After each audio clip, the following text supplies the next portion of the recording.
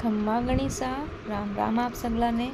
आज हम देखेंगे राजस्थान में जनजाति के आंदोलन। ये कक्षा 9 से लिया गया है, जो कंपटीशन एग्ज़ाम में काफ़ी महत्वपूर्ण होता है। ये मेरा यूट्यूब चैनल है, जहाँ पर मैं पढ़ाई से रिलेटेड वीडियो डालती हूँ और कुछ छोटे छोटे इंपॉर्टेंट पॉइंट भी डालती हूँ। तो प्लीज़ ऐसी वीडियो देखने के लिए, मेरे शॉर्ट्स वीडियो देखने के लिए मेरे चैनल को लाइक करें, शेयर करें, सब्सक्राइब करें and thank you so much.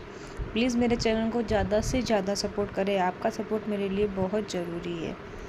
चलिए आगे हम देखते हैं क्वेश्चन। फर्स्ट क्वेश्चन है हमारे, मेरो द्वारा आज़ाद क्षेत्र। मेरो द्वारा आज़ाद क्षेत्र किन रियासतों के संयुक्त रूप से अधीन थे। यानी कि इस क्वेश्चन में पूछा गया है कि मेरो द्वारा आबाद क्षेत्र जो थे किन रियासतों के संयुक्त रूप से अधीन थे। वो थे मेवाड़, मारवाड़ व अजमेर। क्या थे? मेवाड़, मारवाड़ व अजमेर। ये ऐसे क्वेश्चन बहुत ज़्यादा एग्ज़ाम में आते हैं, जनजाति आंदोलन से आते हैं। तो हमें ये क्वेश्चन ज़रूर रिपीट करने चाहिए, देखने चाहिए, ताकि हमारी पढ़ाई अच्छे से हो और हम हर एक एग्ज़ाम को क्लियर कर सकें। चलिए आगे हम देखते हैं सेकंड क्वेश्चन। सेकंड क्वेश्चन है, मेर विद्रोह कब हुआ। मेर विद्रोह हुआ था 1818 में। फिर थर्ड क्वेश्चन है, भील विद्रोह के समय उदयपुर का पॉलिटिकल एजेंट कौन था। Colonel James Tod. Colonel James Tod, ये याद रख लेना। जेम्स कहाँ मिलते हैं? जेम्स मिलते हैं उदयपुर में। कहाँ मिलते हैं? उदयपुर में। ट्रिक थोड़ी थोड़ी आप यूज़ कर सकते हो, जिससे क्या है कि याद करने में आसानी हो और हम चीज़ों को भूलें नहीं। क्योंकि हर एक स्टूडेंट की ये आदत होती है कि वो पढ़ता तो बहुत कुछ है पर उससे याद कुछ भी नहीं होता है, और अगर याद हो जाता है तो वो कुछ समय बाद भूल जाता है। तो प्लीज़ अच्छे से याद करने के लिए हम बीच बीच में ट्रिक का भी यूज़ करेंगे। तो आप जनरली याद रख सकते हो कि उदयपुर में क्या मिलते हैं? जेम्स मिलते हैं। जेम्स यानी कि कर्नल जेम्स टॉड। ठीक है, अब फोर्थ क्वेश्चन हम देखते हैं। फोर्थ क्वेश्चन है, गोविंदगिरी कहाँ के मूल निवासी थे। गोविंदगिरी कहाँ के मूल निवासी थे। गोविंदगिरी मूल निवासी थे बेड़सा गांव, डूंगरपुर। कहाँ के थे? बेड़सा गांव, डूंगरपुर। तो इसमें पूछा है गोविंदगिरी कहाँ के मूल निवासी थे, यानी क्वेश्चन है जनजाति के आंदोलन के अंदर ये गोविंदगिरी कहाँ के मूल निवासी थे। तो हम नॉर्मली ये याद रख सकते हैं कि गोविंदगिरी कहाँ है? बेड़सा। और बेड़सा कहाँ गिरती है? डूंगरपुर में। हम छोटी छोटी ट्रिक का इस्तेमाल कर सकते हैं। फिर उसके बाद हम वापस देखेंगे क्वेश्चन नंबर देखेंगे फिफ्थ। तो क्वेश्चन नंबर फिफ्थ है, गोविंदगिरी किस जाति के थे। गोविंदगिरी किस जाति के थे? जाति क्या थी? बंजारा। ठीक है, कहाँ के थे? बेड़सा, डूंगरपुर।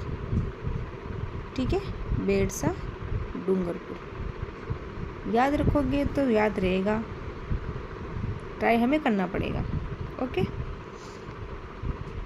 फिर सिक्स क्वेश्चन है, गोविंदगिरी के आध्यात्मिक गुरु कौन थे। आध्यात्मिक गुरु पूछा है किसका?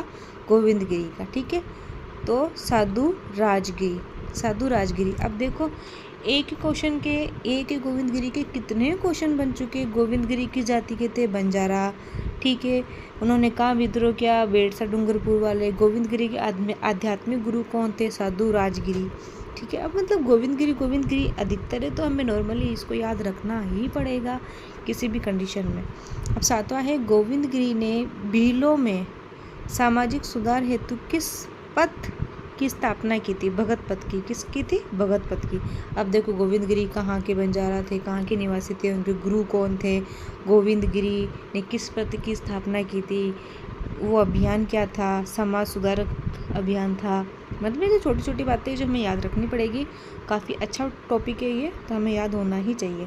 फिर एट्थ क्वेश्चन है, गोविंदगिरी की गतिविधियों का केंद्र कौन सा था। गतिविधियाँ यानी उनकी जो भी गतिविधि थी। बेड़सा, यानी बेड़सा कहाँ है? डूंगरपुर में। मैंने ये आपको पहले भी बताया था क्वेश्चन। ठीक है ना, वही क्वेश्चन रिपीट होते हैं, बस कुछ क्वेश्चन ऐसे होते हैं जो रिपीट होते हैं। फिर हम आगे देखते हैं नाइन्थ क्वेश्चन। नाइन्थ है, गोविंदगिरी के नेतृत्व में किस स्थान पर भीलों ने अंग्रेजों का मुकाबला किया था। गोविंदगिरी के कहने पर किसने किया था? भीलों ने। ठीक है, किसका मुकाबला किया था? अंग्रेजों का। कौन से स्थान पे किया था? मानगढ़ पहाड़ी। कहाँ पे किया था? मानगढ़ पहाड़ी। अब 10th क्वेश्चन है कारावास की सज़ा के बाद किस क्षेत्र में गोविंद गिरी ने अपना अंतिम समय व्यतीत किया, यानी कि अंतिम समय बिताया उन्होंने अपना, तो वो है जालोद गांव, पंचमहल जिला, अहमदाबाद संभाग। ठीक है, ये है। ये क्वेश्चन छोटा भी आ सकता है ऑप्शन में, जालोद वगैरह वगैरह के ऑप्शन आ सकते हैं, और ये पूरा ऐसे भी क्वेश्चन भी आ सकता है। फिर 11वां है मोतीलाल तेजावत किस जाति के थे। मोतीलाल तेजावत किस जाति के थे? ओसवाल जाति के थे। फिर 12th क्वेश्चन है मोतीलाल तेजावत ने किन्हें संगठित किया था?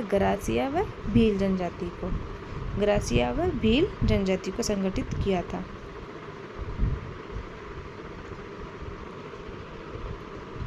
अब 13वां क्वेश्चन हम देख सकते हैं।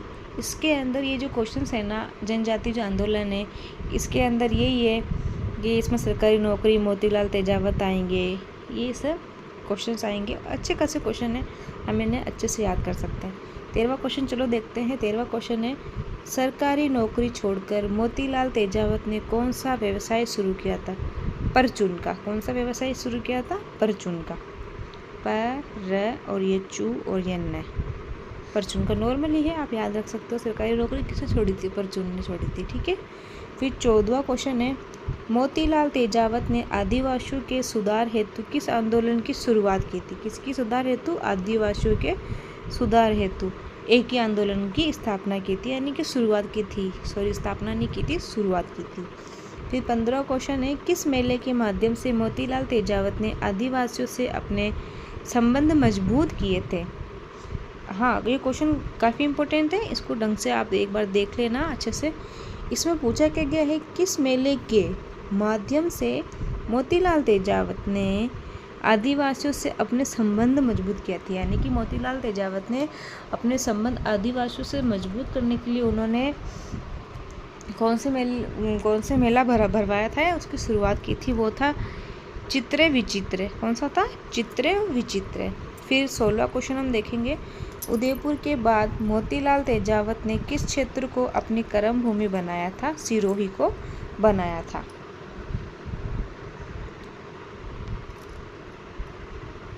सोलहवां क्वेश्चन हम देखेंगे। 16वां क्वेश्चन है मोतीलाल तेजावत को किस रियासत के प्रशासन द्वारा रोका गया व मानसिक भत्ता दिया गया? वो था उदयपुर। क्या था? उदयपुर। ओके। 18वां क्वेश्चन है राज्य में मीणा विद्रोह, है ना, राज्य में मीणा विद्रोह 1851 से 60 की शुरुआत कहाँ से हुई थी? जहाजपुर परगान से हुई थी। कहाँ से हुई थी? जहाजपुर परगान से हुई थी। 19वां क्वेश्चन है 42वें देवली रेजिमेंट तथा 43वें एरिनपुरा रेजिमेंट के स्थान पर मीणा कोर, यानी ये याद रखना, मीणा कोर की स्थापना कब हुई? रेजिमेंट के क्वेश्चन बहुत सारे आते हैं, पर बीच में मीणा कोर, देखो ये आया ना इम्पोर्टेंट, मीणा कोर। तो मीणा कोर का याद रखना 1921 में। ठीक है, 1921 में। उसके बाद हम लास्ट 2 क्वेश्चन और देखेंगे, है ना। इसके बाद हमारी ये क्लास यही ख़त्म है। मैं आपके लिए ऐसे ऐसे क्वेश्चन और आगे भी लेके आती रहूँगी जो इम्पोर्टेंट होते हैं, हर एग्ज़ाम में काम आते हैं ये क्वेश्चन। अब हम देखते हैं 20वां क्वेश्चन।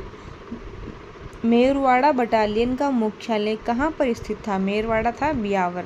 कहाँ पे था? बियावर। ठीक है।